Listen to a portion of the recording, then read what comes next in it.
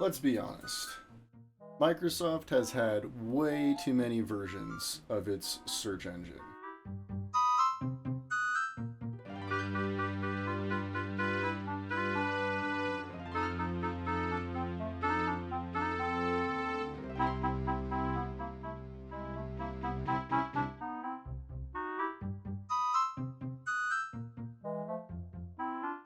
All right, so who was Microsoft's competitors? Well, there were a few.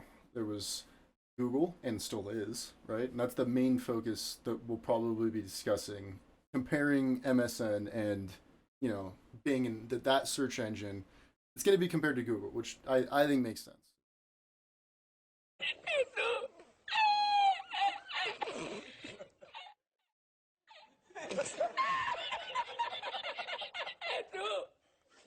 We're going to start with the history of MSN. We're going to focus on Microsoft for a while here. It started off in 1996 as Internet Start. It served as the base homepage for Internet Explorer. And it offered news, weather, sports, stocks, email through Hotmail, and that's a big subject because people to this day still have Hotmail. 1998. MSN.com was used to combine Internet Start and an MSNBC, Microsoft's news organization, into one, making the MSN we've known for the last 15 years. We're going to look at some examples of what it looked like back then, because it didn't look great, but comparatively to everything else, it looked the same. Just 1 year later, MSN Search launches as a dedicated search engine. Wasn't until 2005, though, that MSN had its own search index, which is a little bit of a different thing than the engine itself. The search index is kind of like the library that the search engine calls upon. Let's just use that as a loose metaphor. And the reason why that's important is because if you're calling off of something else's information, you have way less oversight and way less control over the information that's presented.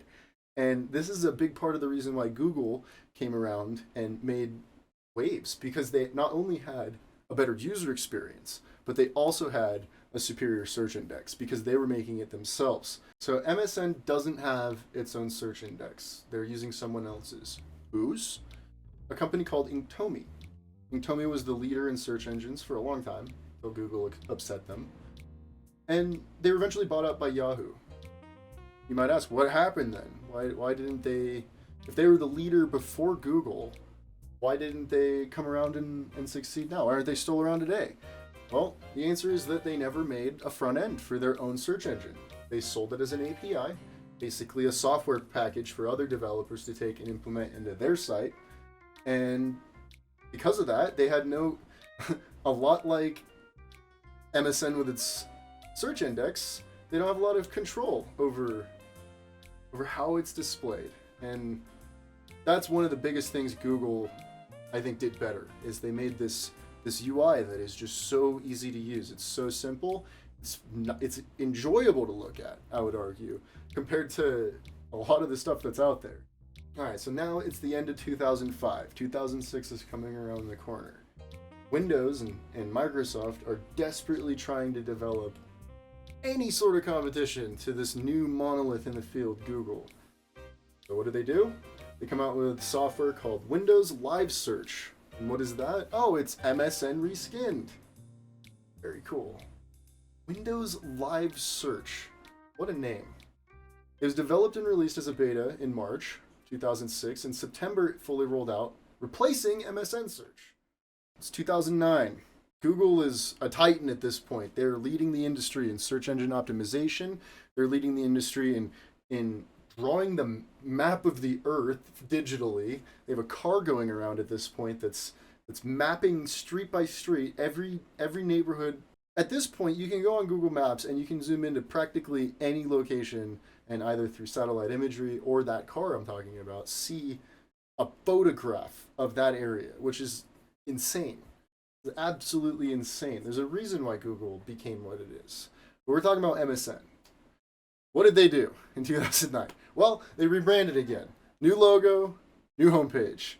They launched Bing, which is closely tied to MSN, and eventually basically replaced it. So what is MSN now? It's a lifestyle app. It you have the weather, you have the news, you have what? What differentiates it from the 9 other sites exactly like it at this point? And therein lies the problem. That is that is why Google is what it is today. So 2012 didn't go well. We're in 2014 now. What's the strategy? I mean, I'm sure at this point you can guess it. It's to rebrand and relaunch, attempting to sway new users, bringing old users back, hopefully, right? MSN now has Microsoft Start, which is a news aggregator and news panel. They have MSN Weather, which is a weather panel showing temperatures and forecasts in their location, and Money, a stock portfolio and money managing app, as well as an esports hub with integrated YouTube and Twitch streams of popular gamers, news, and tournament info for related esports games.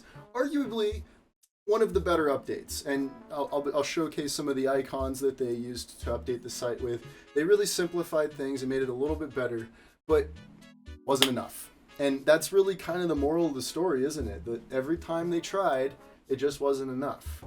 And that brings me to my argument, really, which is rather than trying to put more into this thing and make more and more of a generalization of an app or a search engine or whatever you want to call it these days, because they're kind of synonymous, why not simplify? Why not bring it back and focus really hard on the one thing that you've been doing for years, which is a search engine?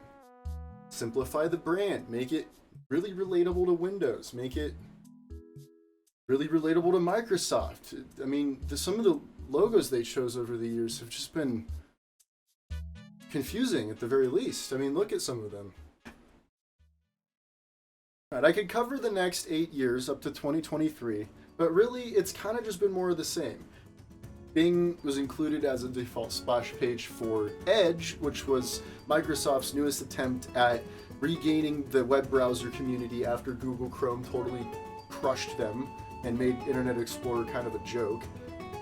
Firefox still has a very healthy user base. Opera, a new company in the web browsing scene, is out and taking up, soaking up parts of the market share. So really, it's just been kind of stagnant ever since 2015. I mean, there's not much to cover.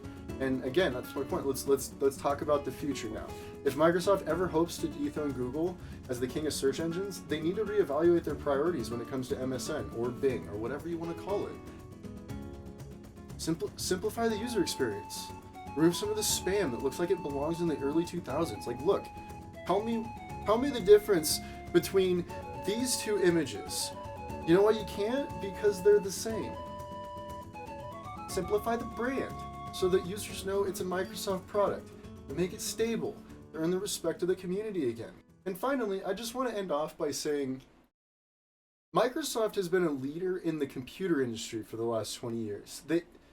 They've come really far with that. They've made their operating system, in my opinion, something that is preferable to like Mac or Linux even. I've used Linux, but it's hard to use. It's not simple. It's if you want something that's simple to use and will work most of the time, Windows is the answer.